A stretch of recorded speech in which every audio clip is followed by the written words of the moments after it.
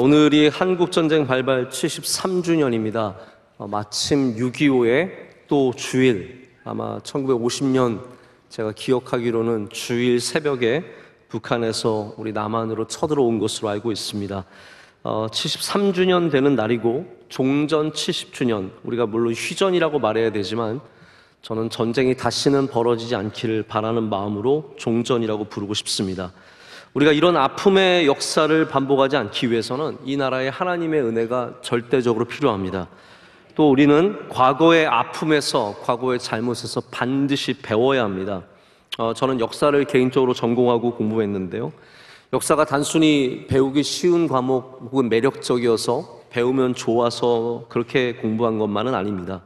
역사 안에는 우리 인간의 약하고 악하고 어리석은 모습 또한 지혜로운 모습들이 다 담겨져 있습니다. 그래서 역사를 공부할 때 우리는 무엇을 앞으로 우리가 어떻게 선택해야 되는지, 앞으로 어떠한 시대가 열릴 것인지에 대해서 생각할 거리들이 참 많이 있습니다. 그래서 한마디로 말하자면 배워야 망하지 않습니다.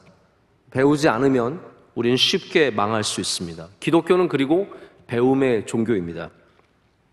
공부를 싫어하시는 분들은 교회에 와서 굉장히 당황합니다. 왜냐하면 오자마자 성경 공부하자고 합니다. 공부하자요. 뭘 해도 다 배우자고 합니다. 말씀 배우자. 새로운 찬양 나왔으니 새로운 찬양 배우자. 모든 것들이 다 배우는 것들입니다. 기독교는 배움에 있어서 진심이 있습니다. 학교를 세워도 누구보다 앞장서서 세웠고, 차별받는 여성들과 유색인종들과 그리고 아이들이 교육받을 수 있는 기회들을 기독교가 만들었습니다. 몇 주 전에도 말씀드렸지만 랍비가 모여서 10명의 랍비가 모여서 유대 경전인 토라를 공부하면 쉐키나 하나님의 영광이 임재한다고 했죠. 우리가 배우는 곳에 하나님의 영광이 임재한다는 것은 굉장히 특별한 이야기입니다. 우리 유대교를 넘어서 기독교에 이르기까지 우리는 이 배움에 대해서 진심을 갖고 있습니다. 그런데 막상 우리의 삶 안으로 들어오면 우리의 배움은 상당히 좁은 정의를 갖고 있습니다. 우리의 배움은 주로 학교에 다니는 동안 배운다라고 생각을 하고, 학교를 졸업하면 더 이상 배움의 자세를 갖지 않습니다. 혹은 시험에 통과하기 위해서, 임용고시이든 사법고시이든 어떠한 고시를 통과하기 위해서, 혹은 스펙을 쌓기 위해서, 남들과 이기기 위해, 싸워서 이기기 위해서, 직업을 갖기 위해서 배우지, 정말로 삶을 위해서 배우는 자세는 굉장히 좁아지고 또한 드물어지는 것이 우리의 삶입니다. 또한 부흥시대에 우리 교회 안에서도 배움에 대해서 반이성주의의 자세를 가졌던 적이 있습니다. 그럼 부흥사 뜨거운 분들이 설교하다 보면 설교 원고를 볼 시간이 없습니다. 이거 언제 보고 설교합니까? 마음에 있는 거 막 열심히 말하다 보면 점점 거기에 익숙해지면 이거 설교 준비 필요 없다라고 생각을 합니다. 그러면서 오히려 이렇게 되는 거죠.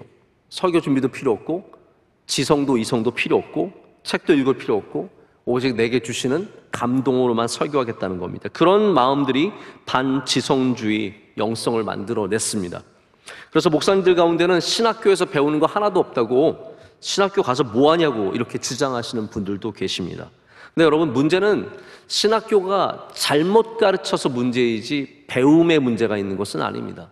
배움을 거부하면 거기에는 분명히 무너지는, 넘어지는 길들이 앞에 있습니다. 그래서 목회자가 자기 본능으로만 목회하면 반드시 시험에 들 수밖에 없습니다. 배워야 합니다. 그래서 예수님은 우리에게 배우라고 말씀하십니다. 예수님이 배우라고 하실 때 그 범위는 우리가 갖고 있는 배움의 정의보다 훨씬 더 넓고 다양합니다. 오늘 우리는 예수님의 말씀 속에서 어린 아이로부터 배워야 하는 것을 다시 배웁니다. 예수님의 말씀은 항상 이렇게 우리가 배움의 대상이, 배움의 정의가, 배움의 넓이가 훨씬 더 확장되어야 한다고 우리에게 가르치십니다.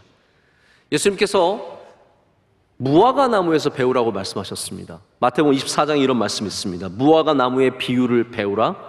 그 가지가 연하여지고 잎사귀를 내면 여름이 가까운 줄 아나니. 우리가 무엇으로부터 배우겠습니까?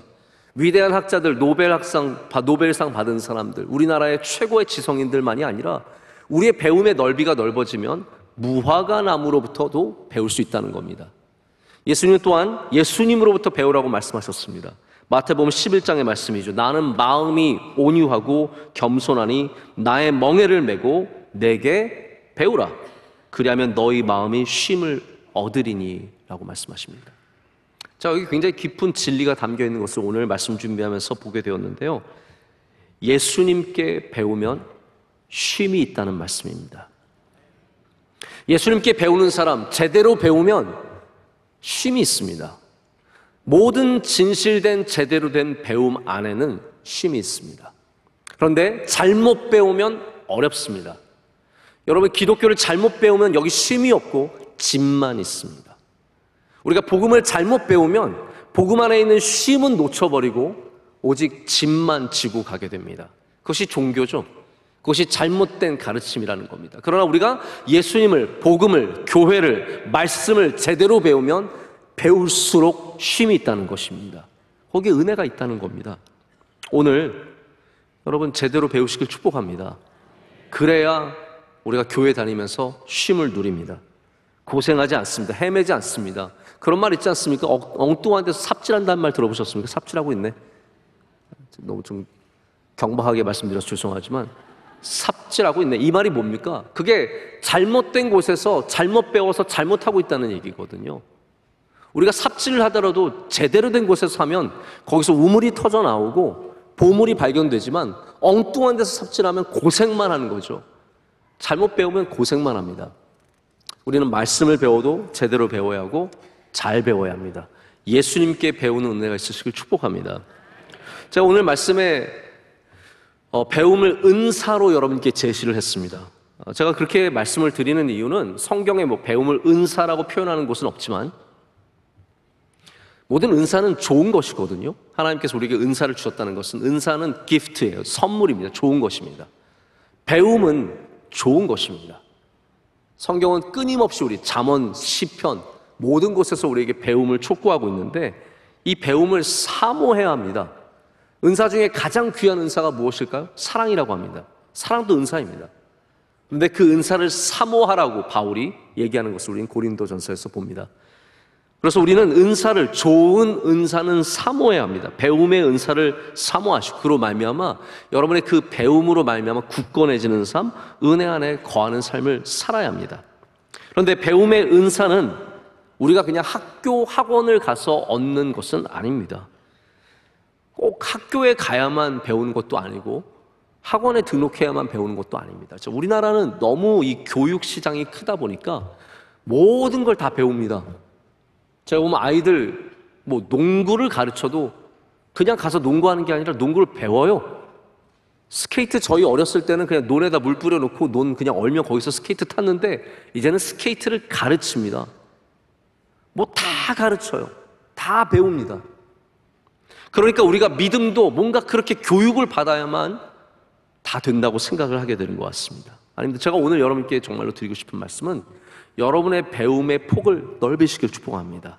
그럼 우리는 어린아이로부터도 배울 수 있고 무화과 나무로부터도 배울 수 있고 우리 주변에 있는 모든 것으로부터 귀한 것들을 배울 수 있다는 말입니다. 그래서 배움은 넓어져야 하고 그 넓어진 배움 속에 하나님께서 능력을 더하실 줄로 믿습니다. 저는 오늘 여러분과 이제 남은 시간을 통해서 배움의 은사의 몇 가지 모습을 생각해 보고자 합니다. 첫 번째로는 먼저 우리는 의외의 대상에서 배울 수 있어야 합니다. 예수님께서 우리의 시선을 어린아이들에게로 옮기셨습니다. 그리고 그 아이들에게서 배울 것을 말씀하시죠. 답을 아이들에게서 찾으셨습니다. 여러분, 답을 어디서 찾아야 합니까? 답은 어른에게서 찾아야 되는 거 아닐까요? 답은 좋은 곳에서 찾아야 될 거 아닙니까? 근데 예수님께서는 답을 어린 아이들에게서 찾으셨습니다. 천국에서 누가 클까요? 제자들은 늘 이런 질문만 해요. 누가 더 셉니까? 누가 더 큽니까? 누가 더 귀합니까? 누가 예수님 우편에 앉습니까? 이런 거에 관심이 많았습니다. 근데 예수님께서 베드로가 제일 크다, 요한이 그 다음이다 이런 말씀하지 않으시고 한 어린아이를 부르셔서 너희가 3절의 말씀이죠. 진실로 너에게 이르노니 너희가 돌이켜 어린아이들과 같이 되지 아니하면 결단코 천국에 들어가지 못하리라 라고 말씀하십니다. 여러분, 이 어린아이는 어떤 아이일까요? 혹시 예수님께서 이 특별한 어린아이 같지 않으면 너희 앞에 서 있는 그 아이 같지 않으면 천국에 들어가지 못한다고 말씀하셨습니까? 그렇지 않습니다. 예수님께서 말씀하시는 바는 이 아이처럼이 아니라 어린아이들처럼 모든 아이들을 말씀하시는 겁니다. 아니, 혹시 이 아이가, 앞에 서 있는 아이가 훌륭한 아이라면 이게 말이 되죠. 뭐 갈릴리 초등학교 학생회장이다, 뭐 그 정도면 괜찮지 않겠습니까? 이 아이 같지 아니하면, 혹은 갈릴리 명성교회 학생회 회장이다, 괜찮죠. 이 아이 같지 아니하면. 근데 예수님은 전혀 그렇지 않습니다. 이 아이가 어떤 아이인지도 몰라요. 다만 어린아이들과 같지 아니하면, 누구도 귀하다고 생각하지 않았던, 누구도 배우려고 하지 않았던 그 어린아이들 같지 아니하면 천국에 들어가지 못한다고 말씀하십니다. 예수님은 항상 의외의 대상에게서 배울 것을 요구하셨습니다. 우리는 뻔한 대상에서만 자꾸 배우려고 합니다. 뭔가 성공한 사람, 뭔가 잘 나가는 사람, 뭐 많이 배운 사람, 똑똑한 사람, 이런 사람들만 바라보고 거기에서만 배우려고 하는데 주님은 자꾸 우리의 시선을 바꾸십니다. 아니라는 거예요. 겨자씨에서 배우라고 말씀하시고, 무화과 나무에서 배우라고 말씀하시고, 어린아이에게서 배우라고 말씀하십니다. 여러분이 정말로 배움의 은사를 가지시면 모든 것에서 배울 수 있는 자세를 갖게 됩니다. 예수님 당시의 어린아이들은 배움의 대상으로 관찰하던 시대가 아닙니다. 그들은 가르쳐야 하는 존재입니다. 혹시 여러분 집에 어린아이들이 있으십니까? 그 아이들에게 배우십니까? 가르치십니까? 우리는 당연히 아이들에게 가르쳐야 한다고 생각합니다. 밥 먹는 방법, 인사하는 방법, 하나하나 다 가르치죠. 근데 예수님께서는 우리가 가르쳐야 하는 대상에서 배워야 한다고 말씀하시는 겁니다. 제가 굉장히 좋아했던 역사학자가 있는데, 이분은 시카고 대학의 교수였습니다. 마틴 E. 마티라고 미국의 저명한 역사학자입니다. 이분이 책을 많이 쓰셨는데 근래에 아주 특별한 책을 쓰셨어요. The Mystery of the Child라고 해서 아이의 신비. 저는 그게 약간 이해가 안 가요. 이 역사학자가 왜 아이의 신비에 대해서 쓰시나. 근데 알고 봤더니 이분이 할아버지가 되셔서 손자 손녀들을 보다가 이 아이들을 통해서 너무나 많은 신비로움을 경험하는 거예요. 신비는 무엇입니까? 우리가 생각했던 게 아닌 게 신비예요. 아이들은 가르쳐야 하는 대상인 줄 알았는데 그 아이들을 보면서 그 아이들이 보여주는 너무나 귀하고 새로운 세계들을 발견하게 된 거죠. 의외의 대상에서 배운다는 것은 우리의 배움의 넓이가, 범위가 넓어지는 것을 의미합니다. 예수님은 그래서 우리의 배움의 능력을 확장시켜 주십니다. 교회 다니시는 분들, 예수님 믿는 사람들은 배움에 있어서는 훨씬 더 뛰어난 능력을 가져야 합니다. 우리 가까이에 있는 가장 미천한 존재, 별거 아닌 사람들, 거기에서 배울 수 있어야 합니다. 그래서 예수님의 비유에는 우리가 익숙하지만 배울 거로 생각하지 않았던 도구들이 많이 나옵니다. 아까 말씀드렸던 겨자씨. 여러분, 하나님의 나라를 가르치려면 무슨 얘기를 해야겠습니까? 이사야가 이렇게 말했고, 예레미야가 이렇게 말했고, 우리 아브라함이 이렇게 말했고. 아닙니다. 예수님께서 대단한 사람들 이름 하나도 말씀하지 않으시고 겨자씨를 보라라고 말씀하세요. 겨자씨에 하나님의 나라가 담겨 있다고 말씀하세요. 그 작은 곳에서 생명이 나와서 새들이 깃드는 곳이 된다는 것이 하나님의 나라라는 겁니다. 여러분, 하나님의 사랑을 표현하려면, 가르치려면 누구를 언급해야 우리가 하나님의 사랑을 잘 이해할 수 있을까요? 여러분은 누구를 말하면 하나님의 사랑을 이해할 수 있겠습니까? 그래도 뭐 테레사 수녀 정도는 얘기해야 되지 않을까요? 손양원 목사님 정도는 얘기해야 되지 않을까요? 나병 환자들의 고름을 빨아냈던 그 목사님의 이름, 손양원 목사님 얘기하면서 말하면 하나님의 사랑 좀 이해되잖아요. 근데 예수님은 그 어떤 누구가 아니라 목자래요. 목자. 목자를 통해서 하나님의 사랑을 알 수 있다고 말씀하십니다. 우리가 기도를 배우려면 누구에게서 배워야겠습니까? 그 유명한 조지 밀러 있잖아요. 막 기도하면은 빵 나오고 막 기도하면은 돈 나오고 그런 응답 만복 받았다는 조지 밀러, 그 정도는 얘기해야 되잖아요. 근데 예수님께서 포기하지 않는 끈질긴 기도의 예를 누구로 드십니까? 과부로 드셨습니다. 힘없고 연약한 과부가 저 불의한 재판장을 찾아가서 계속 두드리는 거예요. 계속 붙잡는 거예요. 근데 바로 그때 기도에 응답이 있다고 말씀하시잖아요. 우리가 생각했던 비유가 아닙니다. 우리가 사랑을 배우고 기도를 배워야 하는 대상들이 아니라는 거죠. 우리 다 예수님께서 쓰시는 비유들은 A급 존재들이 아니라 B급 존재들입니다. 으뜸이 아니라 버금이에요. 우리는 으뜸을 내세워도 부족하다고 생각하는데 예수님은 버금 중에서도 버금을 쓰셔서 말씀을 하십니다. 선한 사마리아인도 마찬가지입니다. 사랑을 행하는 사람, 제사장도 아니고 레위인도 아니라는 거죠. 예루살렘을 향해 가던 사람이 강도를 당해 쓰러져 있는데 하나님 사랑한다는 사람들은 다 그냥 지나가고 사마리아인이 지나가다가 자기 지갑을 탈탈 털어서 그 사람 살려주고 다시 돌아와 도와주겠다고 말하지 않습니까? 그러면 사마리아 사람들은 레위인보다 훨씬 더 나은 사람들이었습니까? 사실 그렇지 않아요. 사마리아인들 괜찮은 사람들은 아니었습니다. 중요한 건 뭐냐면 예수님께서는 우리가 생각하지 않았던 곳에 배움이 있다는 것을 우리에게 보여주시는 겁니다. 누구도 사마리아인에게서 기대하는 것이 없었지만 거기서 배운다라는 거죠. 제가 가끔씩 아이들에게 동화책을 읽어줍니다. 저희 아이들이 쪼르르 앉아서 동화책 제가 읽어주는 거 듣고 있는 거 보면 야 이게 행복이지라는 그런 생각을 가질 때가 있거든요. 아이들이 쪼르르 모여서 게임할 땐 그런 생각이 안 드는데 책 읽고 있으면 참 예쁘고 좋아 보입니다. 제가 가끔씩 책을 읽어줄 때 동화책이 쉽습니다. 저는 동화책으로 돈 버는 사람들 참 부럽습니다. 몇 줄 안 쓰고 그거 가지고 정말 책 한 권 값을 내야 된다는 게 한 장에 5줄 적혀 있고 그림이 잔뜩이고 그 다음 장 넘어가잖아요. 이 이야기를 아이들이 열심히 듣고 있는데 사실 듣고 있는 아이들보다 읽어주는 제가 동화에 감동을 받을 때가 얼마나 많은지 모릅니다. 야, 이 이야기 진짜 괜찮다. 여기에 정말 진리가 담겨 있다. 정말 좋은 내용들 참 많다라는 것을 많이 느낍니다. 여러분, 우리가 어디에서 배웁니까? 베스트셀러와 어려운 책에서만 배웁니까? 아닙니다. 배움이라는 것은 어떤 수준의 문제가 아니라 열려있는 자세의 문제입니다. 우리가 얼마만큼 열려있느냐에 따라서 우리는 계속 하나님의 말씀을 받아들이고 배울 수 있는 사람이 되는가 하면 우리 마음이 닫혀있으면 그 누가 여기에 와서 연설을 하고 아무리 좋은 얘기를 해도 단 하나의 것도 받아들일 수 없게 되죠. 오늘 예수님께서 어린아이들의 그 낮은 마음, 겸손한 마음을 닮으라고 말씀하십니다. 배우라는 것이죠. 여러분은 어린아이들이 배움의 대상입니까? 가르침의 대상입니까? 우리나라가 나이가 참 중요합니다. 그렇죠? 지금 나이 바꾼다고 이미 적용하고 있지 않습니까?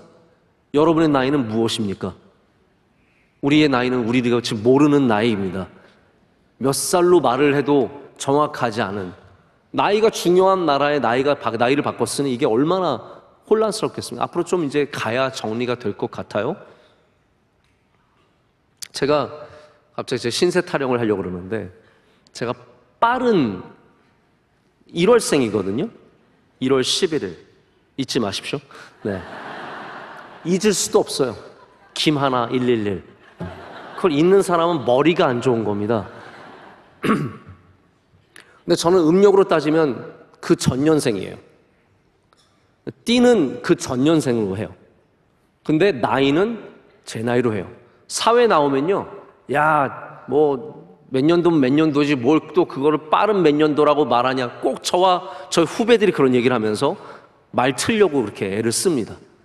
또 근데 제 친구들은 그 전년생들이에요. 저처럼 꼬인 사람이 없습니다. 참 힘듭니다. 우리나라는 나이가 깡패라는 말이 있습니다. 나이에 다. 그런데 문제는 뭐냐면 나이가 중요하다 보니까 나보다 어린 사람에게 배우려고 하는 자세가 없습니다. 나보다 어린 사람은 가르침의 대상이지 배움의 대상이 아닌 거예요. 제가 며칠 전에 굉장히 훌륭한 목사님 한 분을 만나고 같이 만난 목사님들이 계셨는데 아주 훌륭한 목사님께서 유명한 목사님이시죠. 이렇게서 말씀하시기를 내가 어떤 다른 나보다 한참 후배인 목사님, 그 목사님부터 목회와 설교와 정말 많은 것들을 배운다라고 말씀하실 때 제가 굉장히 많이 도전을 받고 은혜를 받았습니다. 여러분, 진짜 배우는 사람은요, 나이에 상관없이 배웁니다. 우리 명성교회에 교육전도사님들이 많이 계십니다. 우리 교육전도사님들 다 대부분 20대 중후반, 많으면 30대 초반인 그런 분들이죠. 이분들이 비교적 젊은 나이에 지금 우리 교회 학교에서 열심히 섬기고 계십니다. 이분들의 말씀 얼마나 좋은지 모릅니다. 이분들이 설교하시면요, 그 설교를 우리 30년 봉사하신, 20년 봉사하신 집사님, 권사님들이 들으시고 은혜를 많이 받습니다. 여러분, 그게 되는 교회입니다. 되는 교회는, 좋은 교회는 나이와 상관없는 거예요. 받아야 되고 배워야 하고 거기서 우리가 성장하고 거기서 우리가 더 넓어지지, 배우지 않는 곳에는 성장이 없고 넓어짐이 없습니다. 누구에게서든지 배울 수 있는 그 모습이 바로 아름다운 배움의 은사의 모습입니다. 두 번째는 우리가 비유를 통해서 배우는 것입니다. 비유를 통해서 배운다는 것은 다르게 말하면 가까운 곳에서 배운다는 말입니다. 자, 이 말씀은 제가 지난주 드린 말씀과 이어지는 말씀이에요. 제가 지난주 우리 가까운 곳에서 찾으라고 말씀드리지 않았습니까? 배움도 마찬가지입니다. 멀리 있는 것만이 아니라 우리 가까이 있는 곳에서 찾아야 합니다. 예수님의 비유의 특징이 바로 그것입니다.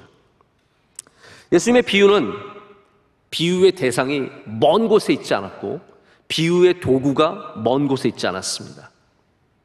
예수님께서 씨 뿌리는 비유를 하셨습니다. 씨 뿌리는 비유는 늘 이스라엘 사람들이 보는 모습입니다. 오늘도 아버지가 나가셔서 씨를 뿌리고 돌아왔습니다. 가서 아들이 도와줬어요. 옆집에 내일 씨 뿌립니다. 항상 보는 모습이 씨 뿌리는 모습입니다. 잃어버린 드라크마의 비유. 잃어버린 드라크마를 찾으려고 등불을 들고 찾는 여인에 대한 말씀을 전하시죠. 돈 안 잃어본 사람이 어디 있습니까? 우리 모두가 다 동전 잃어봤고 돈 잃어봤고 그래서 속상했던 적 있지 않습니까? 돈을 찾는 그 마음이 어떻겠습니까? 또 이제 조금 있다가 마태복음 18장에 나오는 잃어버린 양에 대한 비유. 이 모든 것이 다 이스라엘 사람들이 너무나 친숙한 주제이고 그리고 다 아는 가까운 이야기였습니다. 그래서 예수님의 비유는 절대로 어려운 비유가 아니라 우리 모두가 들을 수 있는 비유입니다. 어떤 누가 들어도 헷갈리지 않는 비유입니다. 제가 설교를 준비하면서 가장 어려운 게 이건 것 같아요. 말씀을 쉽게 전하는 게 제일 어렵습니다. 만약 저에게 말씀을 어렵게 전해도 된다는 그러한 여러분이 허락을 해주신다면 저는 설교 준비 진짜 쉬울 것 같아요. 이거를 제가 아는 그냥 편한 이야기로 쫙 펴내서 하면 여러분은 한마디도 못 알아들으셔도 저는 쉬운 거예요. 천국을 설명해도 신학자들 갖다가 대고 뭐 이렇게 말해가지고 이렇게 저렇게 갖다 쓰면 편합니다. 그런데 문제는 바로 어렵게 말하는 사람들이 사실은 실력 없는 사람들이라는 거죠. 쉽게 말하는 사람이 진짜 능력 가진 사람들이에요. 예수님은 쉽게 말씀하셨습니다. 왜 그렇습니까? 우리 주변에 있는 것들을 통해서 하나님의 진리를 보여주셨기 때문입니다. 자, 그렇다면 우리 지금 주변에 있는 것들도 여전히 소중한 거 아니겠습니까? 예수님 때의 겨자씨만 소중했을까요? 지금의 겨자씨는 소중하지 않습니까? 예수님 때의 무화과 나무만 귀했습니까? 여러분, 당장 우리 명성교회 샬롬 교육관 앞에 가보십시오. 무화과 나무 있습니다. 가서 좀 보고 가세요. 우리 주변에 있는 그대로 존재하는 것들이 여전히 진리를 담고 있고 여전히 배울 수 있는 대상이라는 겁니다. 이 비유라는 단어는 파라볼레라고 해요. 뭘 파라볼레가 아니라 파라볼레, 패러블이라는 단어죠. 파라는 가깝다는 뜻이에요. 내 곁에 있는 것이라는 뜻이에요. 볼레는 던진다는 뜻인데, 그래서 예수님께서 비유라는 것은 가까운 것을 들고 와서 앞에 놓고 말씀하신다는 뜻이에요. 겨자씨를 보라, 무화과 나무를 보라, 잃어버린 양, 드라크마, 다 가까이 있는 것들을 갖다가 보라고 말씀하시는 거죠. 자, 지난주 말씀드린 것과 같은 맥락인데 우리 멀리 있는 데서만 자꾸 배우려고 하면 안 됩니다. 어디 학교에 가서, 어디 등록해서, 학원을 다녀서, 좋은 선생님을 만나서, 물론 좋은 선생님 만나는 거 좋죠. 멀리 가서 공부하는 거 좋습니다. 만약에 빌 게이츠처럼, 빌 게이츠는 공부하러 1년에 꼭 반드시 시간을 내서 간다고 하지 않습니까? 책을 들고, 빌 게이츠 책 좋아하시는 분이니까 자기가 읽고 싶은 책을 잔뜩 들고 자가용 비행기 타고 남태평양의 섬 하나를 빌려가지고 거기 간대요. 핸드폰 다 꺼놓고 혼자서 거기서 셰프가 음식 해주면 먹고 운동하면서 책 보고, 저도 그거 좀 시켜주세요. 저도 그거 시켜주면 열심히 공부하고 올 자신 있습니다. 근데 우리 중에 누가 그렇게 시간을 내서 가서 공부할 수 있겠어요? 여러분 중에 하루라도 시간 내실 수 있는 분 있습니까? 시간 내는 게 얼마나 어려워요. 직장 가야죠. 아이들 돌봐야죠. 우리 삶에 무슨 일주일을 어떻게 뺍니까? 아니, 물론 돈도 없어서 그렇게 할 수도 없겠지만 시간도 없고 능력도 없고, 그럼 우리는 배우지 말아야겠네요. 우린 빌 게이츠가 아니니까 배우지 말아야겠네요. 우리가 멀리 있는 것, 대단한 것만 배우는 거라고 생각하면 우리는 배움의 폭이 좁아질 수밖에 없습니다. 배움의 기회가 적어질 수밖에 없습니다. 제가 하나 아쉬운 일이 있었습니다. 2012년도인지 3년도인지 제가 늘 이 말씀을 드리면 굉장히 부끄러움을 갖고 있다는 걸 좀 이해해 주시면 좋겠는데, 타이틀이 너무 화려해요. 뭐냐 하면 다보스 포럼 영 글로벌 리더입니다. 저는 거기에 해당되는 게 영도 아니고 글로벌도 아니고 리더도 아닌데, 제가 하필이면 이제 그게 선정이 되어서 한 5년 동안 그 위원으로 활동을 했던 적이 있습니다. 여러 모임도 있고 행사도 있는데 저에게 좋은 기회들이 몇 번 왔어요. 이메일이 옵니다. 다보스 포럼에서 이메일이 오는데, 지금 하버드 케네디 스쿨에서 한 달짜리 프로그램이 있는데 참석할 수 있다. 참석하겠느냐? 쉽지 않더라고요. 싱가포르에 있는 리콴유 대학에서 3주 동안 연구할 수 있는데 참석하겠느냐? 쉽지 않더라고요.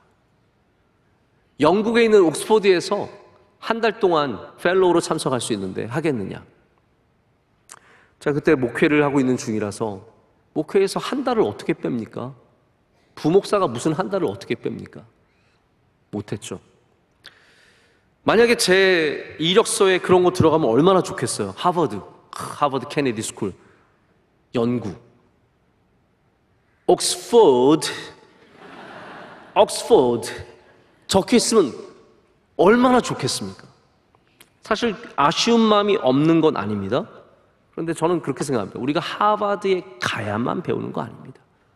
옥스퍼드에 가야만 배우는 거 아닙니다. 예수님께서 이 가까이에 있는 어린 아이를 통해서 우리에게 천국의 진리를 가르쳐 주신 것처럼 우리 주변에 있는 것을 통해서도 우리는 배울 수 있습니다. 배움의 자세를 열기만 하면 됩니다. 우리말에 좋은 말이 있습니다. 타산지석 들어보셨죠? 타산지석이 뭔가요? 다른 산에 있는 돌이란 뜻입니다.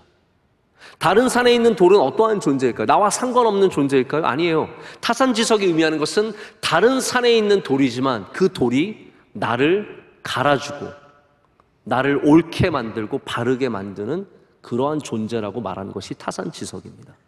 쓸모없이 굴러다니는 돌 같지만 타산지석으로 삼으면 나는 그 돌로 말미암아 더 귀한 존재가 되어간다는 것이죠. 여러분 주변에 있는 모든 돌들이 타산지석이 되시길 축복합니다. 내 가까이에 있는 것, 예수님의 비유에 나오는 모든 가까운 것들이 여러분의 삶에 가까운 곳에서 능력이 되시기를 축복합니다. 마지막으로는 우리 배움을 멈추지 않는 자세가 필요합니다. 여러분 배움은 계속되어야 합니다. 학교 졸업했다고 끝나서는 안 됩니다. 시험 끝났다고 공부도 끝나서는 안 됩니다. 우리 삶에 여러 가지 시험이 있습니다. 삶의 시험이 있으면 우리는 열심히 다시 말씀을 공부하고 기도를 공부하고 예배를 공부하고 주님 앞에 뭔가 조금이라도 바로 서려고 합니다. 근데 시험 끝나면 공부도 끝이에요. 시험 잘 봤습니다. 땡, 모든 것들이 다 끝납니다. 여러분 바라기는 여러분 평생에 배우는 은혜가 있으시길 축복합니다. 그래야 계속 성장할 수 있습니다. 우리나라 국민 타자라고 알려졌던 이승엽 선수가 있습니다. 지금은 감독이시죠? 야구 좋아하시는 분들 아실 텐데 두산 베어스의 아마 감독이신 걸로 제가 알고 있는데, 이승엽 선수가 타자였을 때 정말 홈런을 잘 쳤습니다. 우리나라 아시아 기록도 만들고 대단한 홈런 타자였습니다. 우리나라에서 잘하다가 일본으로 갔습니다. 일본으로 갔는데 요미우리 자이언츠라고는 일본의 자존심이에요. 그 유명한 구단에서 홈런 타자가 또 되었습니다. 가장 홈런을 많이 치는 선수가 이승엽 선수. 그래서 제가 일본에 가서 들어보니까 이승엽 선수 하나 때문에 한국 사람들에 대한 일본인의 태도가 확 바뀌었다고 합니다. 그만큼 영향력 있었던 사람이 이승엽입니다. 그런데 이승엽 선수가 홈런왕이 된 다음에 타격 폼을 바꾸기 시작했습니다. 그래서 기자가 물었어요. 폼을 바꾸고 더 잘 되시나요? 아니요, 더 안 됩니다. 근데 왜 바꾸셨습니까? 제가 더 나아져야 하기 때문에 폼을 바꿨습니다. 지금은 잠시 어렵지만, 지금은 잠시 잘 안 되지만 저는 이 폼을 믿고 앞으로 계속 나갈 겁니다. 제가 그때 굉장히 많이 도전을 받았던 것 같아요. 여러분, 원래 잘 되는 건 고치는 거 아니에요. 칼국수집이 잘 되는데 레시피 바꿀 필요 없습니다. 그대로 하면 되는 거예요. 여러분, 된장이 맛있는데 괜히 내일 새롭게 한다고 남편 된장에 치즈 같은 거 넣지 마십시오. 새롭게 한다고, 원래 맛있는 거 그냥 맛있는 거. 저희도 이제 저희 어머니가 음식을 잘 하시는데 제가 먹고 싶은 건 그거지 새로운 게 아니에요. 저는 엄마가 해줬던 그 미역국 먹고 싶은 거, 그 된장 먹고 싶은 거지, 뭔가 우리 어머니가 막 셰프처럼 뭔가를 막 만들어가지고 이렇게 주시는 거 원치 않습니다.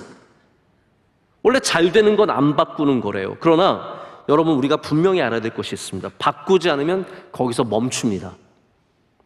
변하지 않으면, 배우지 않으면 다 거기서 멈춥니다. 거기가 끝이에요. 아마 이승엽 선수가 그만큼은 할 수 있었겠지만 타격 폼을 바꾸지 않고서는 그 이상은 할 수 없었을 것입니다. 배움은 그래서 멈추지 말아야 합니다. 근데 얼마만큼 배우면 좋은 것인가? 이거 굉장히 좀 어려운 질문이긴 한데요. 한번 언어를 예를 들어볼까요? 여러분, 언어는 몇 개 정도 해야 좋은 걸까요? 더 많이 하면 많이 할수록 좋은 걸까요? 제가 오늘도 3부 예배 때 우리 페루에서 손님들이 한 10분 정도 오셔서 이렇게 대화를 나누는데, 우리 페루 분이신데 영어를 통역하셔서 영어를 잘하시길래 영어를 통역하시나 분인가 했더니 제가 한국말로 했더니 한국말을 또 통역하시는 거예요. 이분은 한국말도 잘하고 영어도 잘하고 15살을 너무 쉽게 말해서 15살을 저렇게 말한다고? 제가 깜짝 놀랐거든요. 그럼 언어는 몇 개 정도 하면 좋을까요? 운동은 몇 개 정도 하면 좋을까요? 운동하면 더 좋은 겁니까? 한 10개 정도 잘하면 좋은 걸까요? 그러면 20개 잘하는 사람은 더 훌륭한 사람이게요? 저는 그렇게 생각하지 않습니다. 많이 배우면 배울수록 좋다가 아니에요. 배움이 멈추지 않아야 하는 것이 중요한 겁니다. 저는 언어에 약간 좀 욕심이 있어요. 그래서 가끔 일본 분 오면 내 일본어 다시 공부해야 되는데, 아까 스페니시 같은 분들 오시면 무이비엔 하다가 내가 이거밖에 뭐 하면 난 좀 스페니시 좀 더 공부를 해야 되는데 하다가 깨닫는 게 있어요. 영어나 잘하자. 중요한 것은 몇 개의 언어를 더하고 몇 개의 운동을 더하고 더 많은 것을 아는 것이 아니라 배움을 멈추지 않는 자세가 중요하다는 겁니다. 배움을 멈춘 순간 우리의 성장도 멈추게 되어 있기 때문입니다. 제가 말씀을 이제 맺고자 합니다. 가끔 사막에서 학자들이 바다 생물의 화석을 발견할 때가 있습니다. 전 그때마다 참 너무 놀라워요. 어떻게 사막에 바다 생물이 그 화석이 남아있을까? 누가 갖다 심어놓은 걸까? 아니죠. 우리 지구의 지형이 바뀌다 보니까 옛날에 바다였던 곳이 땅이 된 거죠. 근데 문제는 뭐냐면요, 이 땅에 비가 오지 않고 상막 환경이 오래 지나고 나면 그 땅은 자연스럽게 사막화 되어 간 겁니다. 옛날에는 촉촉한 땅이었는데 사막이 되어버렸습니다.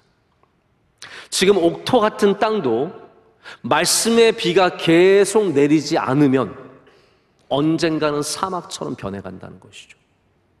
여러분이 지금 아무리 예수님 잘 믿고 교회 열심히 나오고 예배도 잘 드리는 것 같지만 이 삶에 끊임없이 말씀의 비가 내려야 합니다. 그래야 여러분의 옥토 같은 땅이 유지가 될 수 있고 더 좋은 땅으로 변해갈 수 있어요. 그러나 지금 내가 좀 믿는다고, 저는 이 배움이 소비가 되는 게 참 아까운데 어떤 분들은 배우는 것 자체만 좋아하세요. 신앙에도 똑같습니다. 내가 지금 아는 걸로 먹고 사는 사람들이 있어요. 내가 지금까지 믿음 생활한 걸로, 교회에서 봉사한 걸로, 그 연륜으로 다 하는 거예요. 아닙니다. 여러분, 신앙은 날마다 깨어져야 하고요, 날마다 변화해야 되고, 날마다 더 주님 앞으로 가까이 나가야 합니다. 내가 지금까지 해왔던 걸로 먹고 사는 게 아니라는 거죠. 그걸 저는 배움이라고 말씀을 드리는 거예요. 근데 많은 사람들이 그냥 사막처럼 변해가는 거예요. 옛날에는 옥토였어요. 옛날에는 회장이었어요. 옛날에는 교회 열심히 다녔어요. 새벽 예배도 나왔어요. 기도도 했어요. 금식도 했어요. 근데 다 옛날 얘기예요. 그걸로 먹고 살고 있어요. 몇 년은 버틸지 몰라도 그 땅은 사막으로 변합니다. 그러나 반대로 사막이었던 땅도 계속 비가 내리면 옥토로 바뀔 수 있습니다. 그래서 이사야가 말하는 메시아의 시대, 이사야가 예언하는 메시아의 시대는 어떠한 곳입니까? 사막이 변해서 백합화가 핀다는 거예요. 사막에 강이 흐른다고 얘기하고 있고 사막에 새로운 시대가 올 것이다라고 말합니다. 맞습니다. 말씀이 임재하는 곳은 사막이 변하여 옥토가 되는 것이에요. 그러나 애굽은 그 옥토가 변하여 사막이 될 것이다 라고 오히려 반대의 예언을 하고 있습니다. 지금 아무리 좋았던 땅도 말씀의 비가 멈추고 우리 배움의 자세가 무너질 때 그 땅은 변해서 사막으로, 아무것도 맺지 못하는 죽은 땅으로 변하게 될 것입니다. 오늘 여러분에게 배움의 은사가 있으시길 축복합니다. 사랑의 은사 생각보다 어려운 겁니다. 사랑의 은사 진짜 어려운 거라서 바울도 가장 고귀한 길로 사랑의 은사를 제시했습니다. 저는 배움의 은사도 결코 쉬운 거 아니라고 생각합니다. 그런데 그것을 사모하셔야죠. 오늘 배움의 은사를 꼭 붙잡으시고 평생에 말씀의 비가 내리는 땅들 되시기를 축복합니다.